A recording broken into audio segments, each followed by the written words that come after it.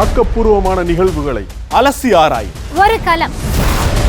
RDX திங்கள் முதல் சனிக்கிழமை வரை இரவு 7 மணிக்கு.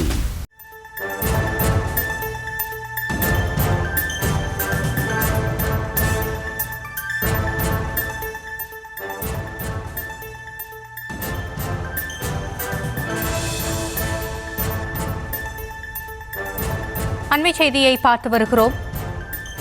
பாஜக தலைவர்கள் சென்ற கார் மீது மற்றொரு பாஜக நிர்வாகியின் கார் மோதி விபத்து ஏற்பட்டிருப்பதாக அண்மை தகவல்கள் கிடைக்கப்பெறுகிறது. அந்த காரில் ஹேமமாலினி மற்றும் பாஜக மாநில தலைவர் நைனா நாகேந்திரன், முன்னாள் மாநில தலைவர் அண்ணாமலை ஆகியோர் இருந்ததாகவும் தெரிவிக்கப்படுகிறது. இது குறித்த விவரங்களோடு இணைகிறார் நம்முடைய செய்தியாளர் அருண்.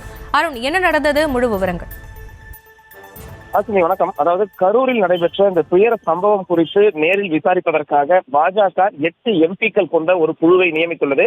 அந்த குழுவினர் நடிகையும் எம்பியுமான ஹேமமாலினி தலைமையில இன்றைய தினம் காலை டெல்லியிலிருந்து விமானம் மூலமாக கோவை வந்தனர். குறிப்பாக அனுராக் தாக்கூர், தேஜஸ்வி சூர்யா, ஹேமமாலினி உள்ளிட்டோர் இந்த குழுவில் இடம்பெற்றிருக்கிறார்கள். அதே போன்று அந்த குழுவில் தமிழக பாஜக தலைவர் நயினார் நாகேந்திரன், அதே போன்று முன்னாள் மாநில தலைவர் அண்ணாமலை ஆகியோரும் கோவை விமான நிலையத்திலிருந்து கார் மூலமாக கரூருக்கு புறப்பட்டனர். அவர்கள் ஒவ்வொரு எம்பிக்கும் 2 எம்பிக்கு ஒரு கார் என்ற அடிப்படையில் அவர்கள் கோவை மாவட்ட பாஜக சார்பில் ஏற்பாடு செய்யப்பட்டிருந்த கார் மூலமாக அவர்கள் புறப்பட்ட நிலையில ஒரு காரில் ஹேமமாலினி, அனுராக் தாக்கூர் மற்றும் தமிழக பாஜக மாநில தலைவரான நயினார் நாகேந்திரன் இந்த மூவரும் ஒரு காரில் புறப்பட்டனர். அந்த கார் சின்னியம்பாளையம் அருகே வந்தபொழுது பின்னால் வந்து கொண்டிருந்த மற்றொரு பாஜக நிர்வாகியின் கார் அந்த முன்னால் சென்றிருந்த கார் மீது மோதியது. இந்த காரில் ஹேமமாலினி சென்ற காரின் பின்பகுதி லேசான சேதமடைந்தது. அதே போன்று பின்னால் வந்த பாஜக நிர்வாகியினுடைய அந்த கார் என்பது முன்பகுதி பலத்த சேதமடைந்திருக்கிறது.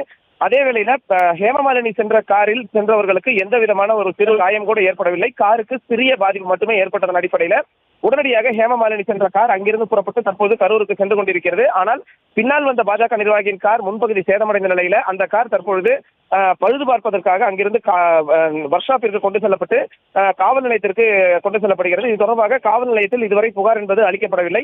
இருப்பினும் இவர்கள் தாங்களாகவே முன்வந்து காவல் நிலையத்தில் புகார் அளிப்பதற்காக பாஜக நிர்வாகிகள் சென்று கொண்டிருக்கிறார்கள். இந்த சம்பவம் என்பது அந்த சின்னியம்பாளையம் பகுதியில் ஒரு 10 நிமிடம் ஒரு பரபரப்பான சூழல் ஏற்பட்டது. தொடர்ந்து அங்கு யாருக்கும் எந்த விதமான காயங்கள் ஏற்படாத நிலையில வழக்கம் போல அவர்கள் வந்து தங்களது பயணத்தை மேற்கொண்டிருக்கிறார்கள். அஸ்வினி, விவரங்களுக்கு நன்றி அருண். ஆக்கப்பூர்வமான நிகழ்வுகளை அலசி ஆராய் ஒரு களம். RDX திங்கள் முதல் சனிக்கிழமை வரை இரவு 7 மணிக்கு.